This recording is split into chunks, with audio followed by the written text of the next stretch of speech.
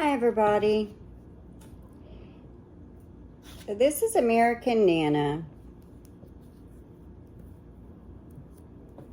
and I don't know why I struggle so bad trying to do a video. It's like if I could just start it and think I'm speaking to one of my best friends, like Pixie. I think it would be easier for me. So, I have a question regarding the Karen Reed trial.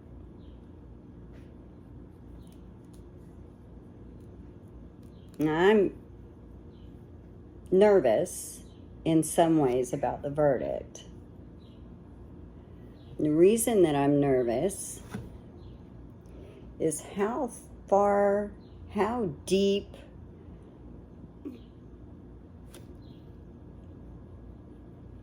are the reaches of the McAlberts? How big is that circle? How many people are willing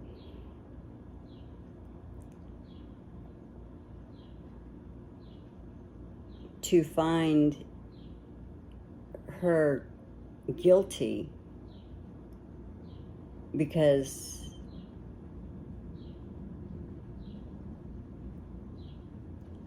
some of the most elite people in the town want them to. And I say elite not because they are. After watching what they did to Turtle Boy on, I believe it was Sunday,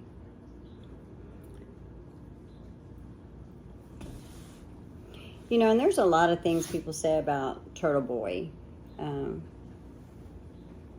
He's different, I'm going to say, than most of the people that I watch. But he's definitely passionate. And I also believe he's definitely the reason this case has gotten so much publicity. I have not watched him because I plan to watch some of his videos after the verdict, and I may, if they continue to delay the verdict, if it takes a while. But I didn't watch any of it for the simple fact he has so much information. I didn't want to have that information. I wanted to just have what was presented to the jury, as if I was a juror and I had to make a decision. I didn't know anything, really, coming into the case. I knew it was controversial. I knew that there were some issues, simply because I do not watch TV, I watch YouTube. And so when there's something really happening in a situation, YouTube has it just all over, and it's up to you if you want to watch it. My decision in cases like the Maya Kowalski trial, I knew nothing going in. I just wanted to see the evidence. Actually, I didn't even know about that case until it went to trial. So, but beside all that, this is my number one question that I have. After watching the trial and seeing all of the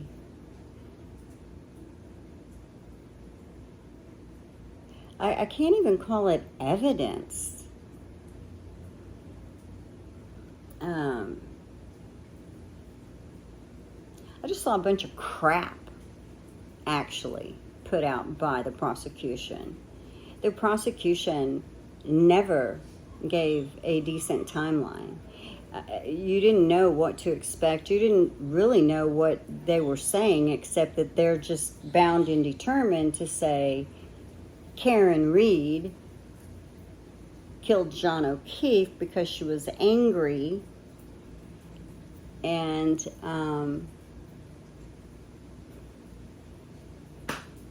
they tried to make the evidence fit their narrative. That's so obvious. It's just so obvious. I mean, one of the experts that they presented, they call him an expert. Folks, come on, I have more common sense than he has knowledge.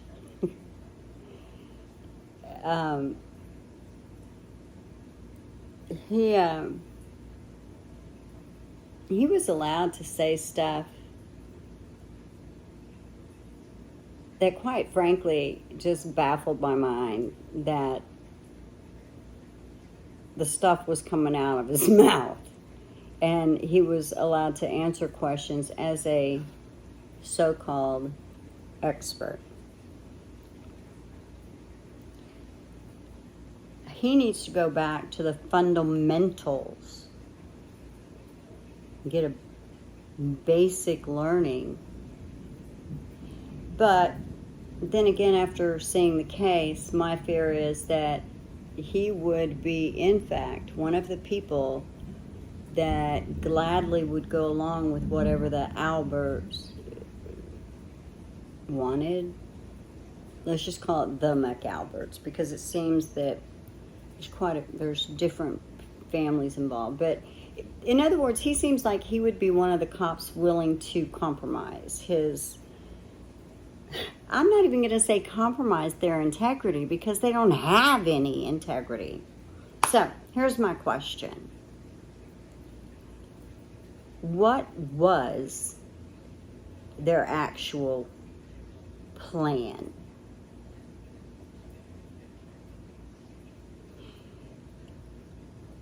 You see, there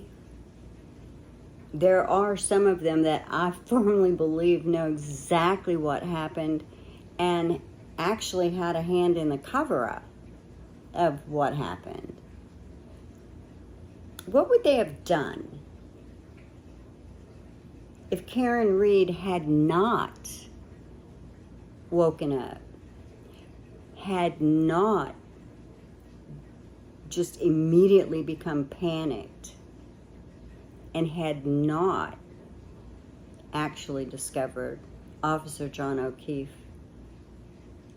lying on top of approximately 6 inches of snow?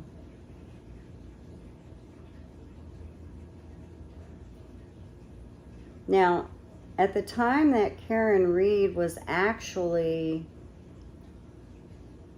going home, all people say it was starting to snow.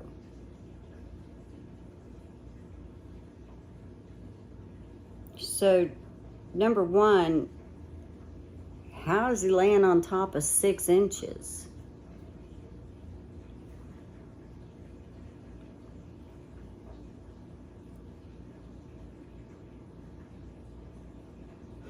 Now, according to the expert, Trooper Paul, he presented that Karen Reed was backing up at 24 miles an hour, very specific,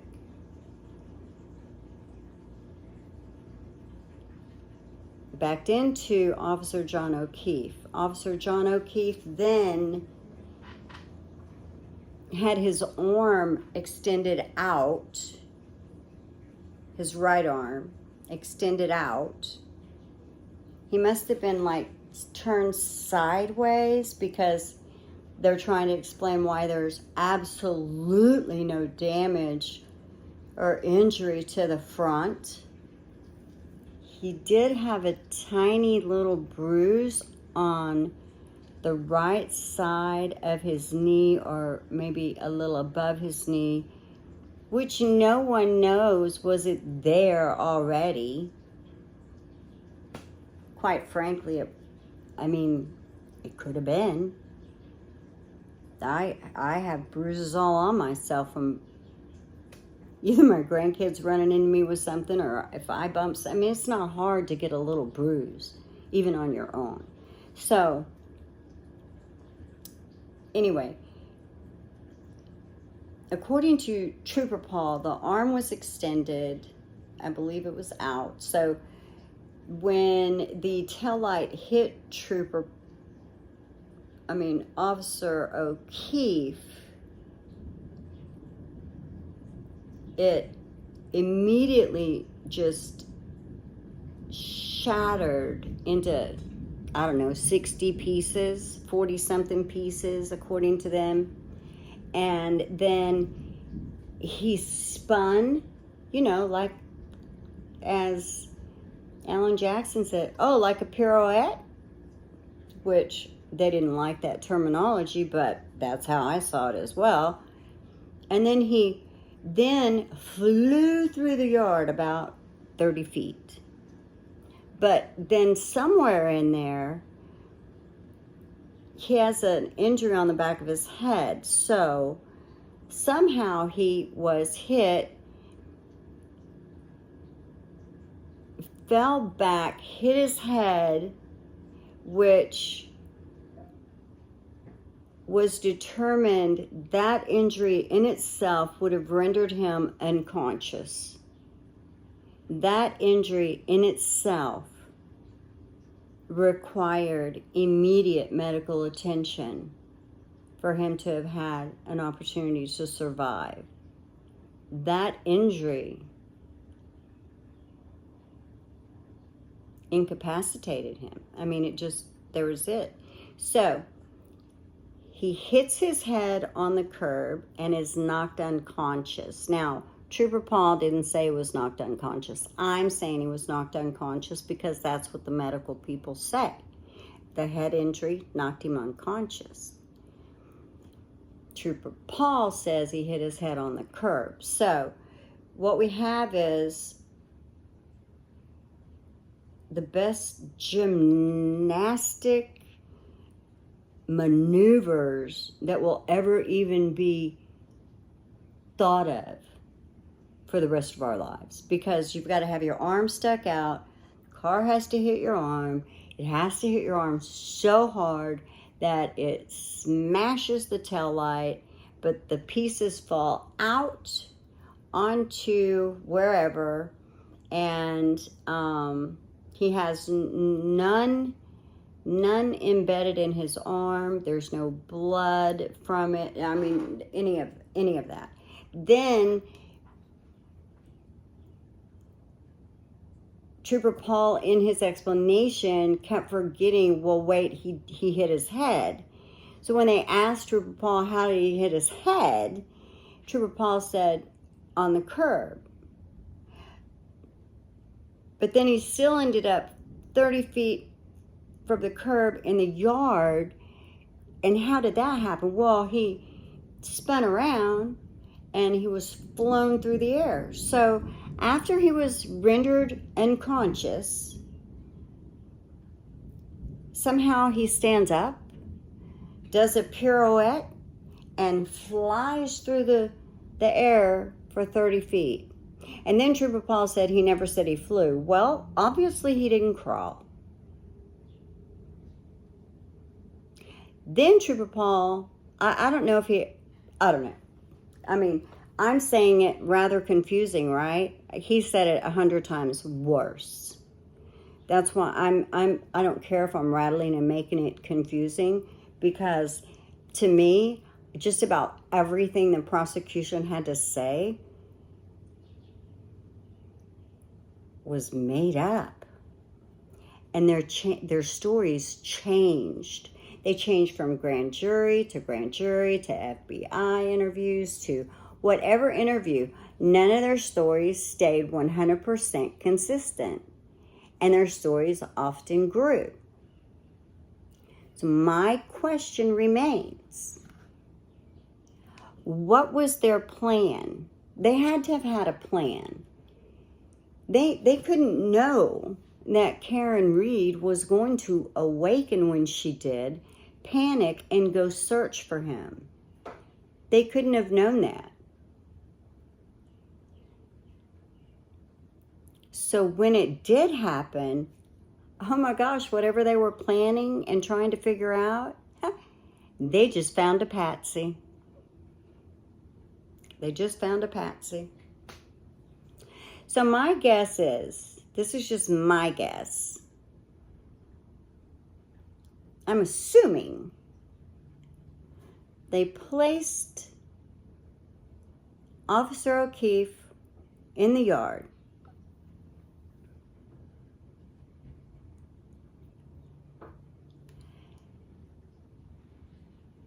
They would have had an idea of how they were going to handle and control the situation.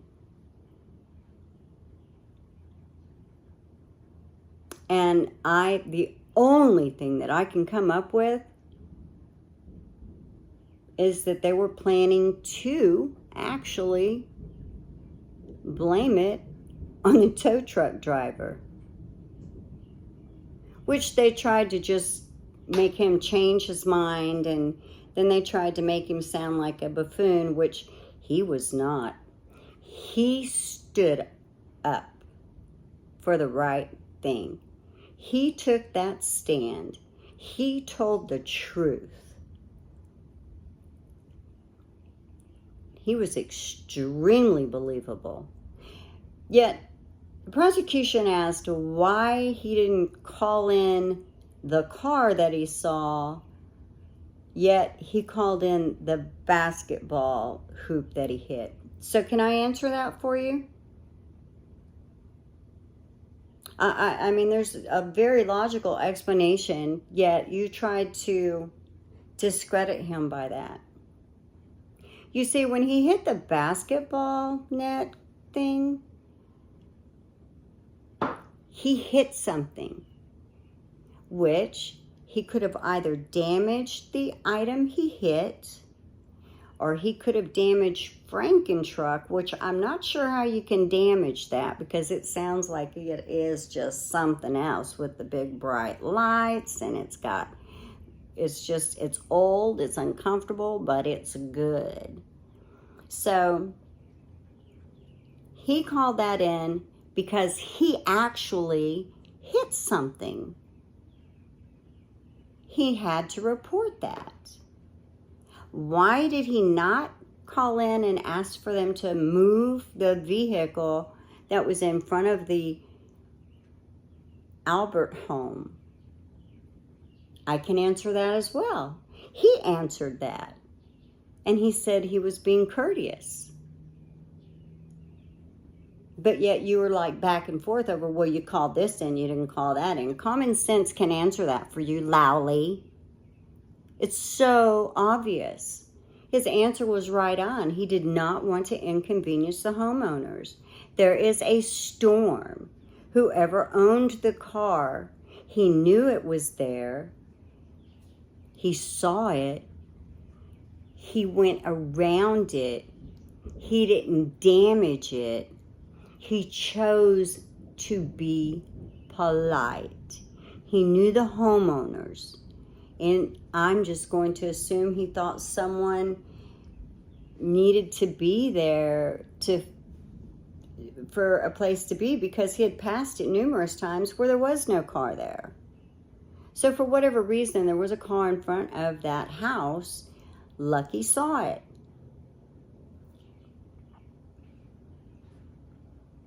Yes, you're supposed to call and have it towed, or you're supposed to call and have the officers come and let's move the car. It's either one or two. You either move it or it's towed. And Lucky decided to do neither. Had he hit the car, he would have called it in. Seems like a very nice man that does the right thing. But my question still remains.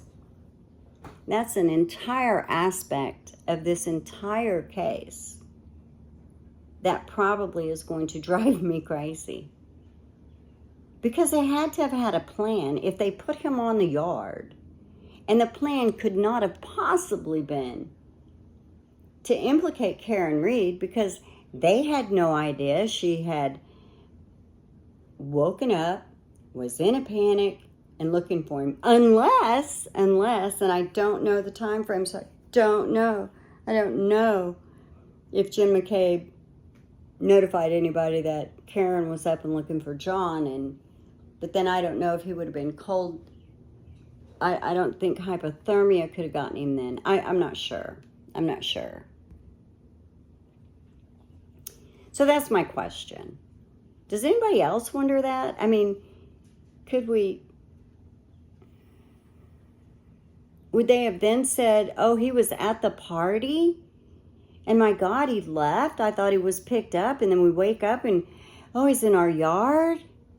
And as far as those marks, on the right arm on his right arm that looked like a dog literally tore into him, but yet they're trying to claim was a plastic taillight. What were they gonna? They had to have had a plan. And I'm not saying they did anything to Officer O'Keefe on purpose. That would make them monsters. What they're doing to Karen pretty much makes them monsters in my eyes. But the point is, does anybody else have that question, or am I the only one? I'm just curious. Sorry, I went da-da-da-da-da-da, kind of like all over the place. If you could keep up with me. That's kind of how Lally did his entire prosecution case. He was so all over the place. If this jury comes back with anything other than a not guilty verdict,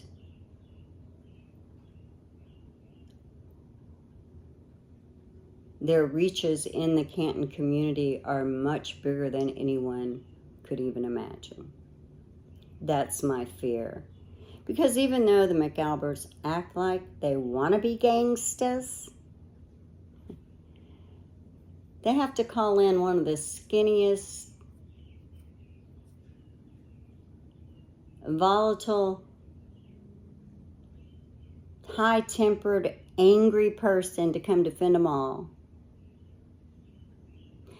And if you want to know about that, then go to Turtle Boy's channel and watch Sunday what happened to him and his girlfriend Meredith when they had the audacity to be hungry and to go into a restaurant in Canton.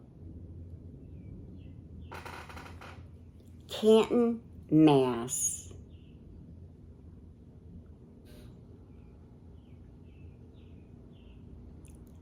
We're in a quaint little town. Unfortunately, not anymore. And the townspeople are screaming for help. They're even screaming for help at the select board. But, you know, what can you do, right? What can you do at the select board? Because, hey, they're all in cahoots. The people of that town don't matter to the people on the select board. From what I've seen when I view the select board meetings, which one of the Alberts sits on. Oh, and by the way, yeah, he was out front showing his ass when Turtle Boy and Meredith, his girlfriend, were coming out of a restaurant. Which, to me, they just helped your economy. But yet, you and your goons Or tell them to get out. You don't want them there. They have no place there. Who are you?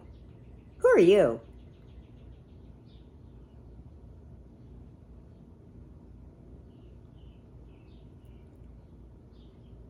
You know, I wish I could fly out there just to be present when the verdict is done.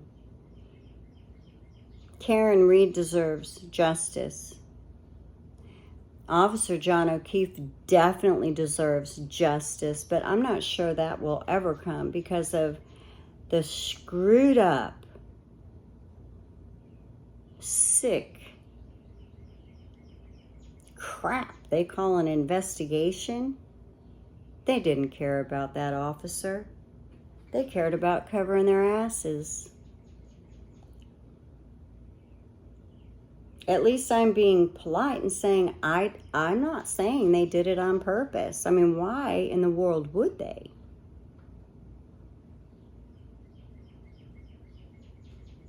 But whatever happened, had he been given immediate treatment for that head injury, I think he might possibly still be with us. If they could have taken that pressure off the brain.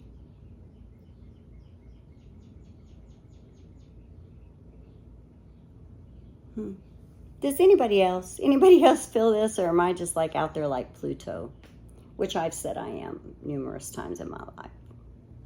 So with that, also, and I forget to do this, normally I do this in the beginning, I don't make very many videos that aren't regarding Corey and Pixie, but if you could go over to Crack in the Box, and it's my honorary grandson in the UK, that's his channel, and The Crap Goth, it's his mom's channel, and check them out, give them a sub, and yeah, find some goodness and happy in life.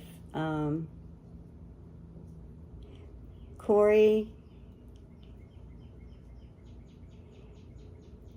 videos can't do anything but make you smile. So that's my request, is go sub to them, please.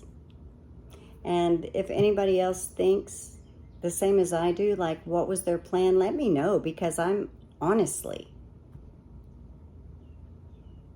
baffled. Bye.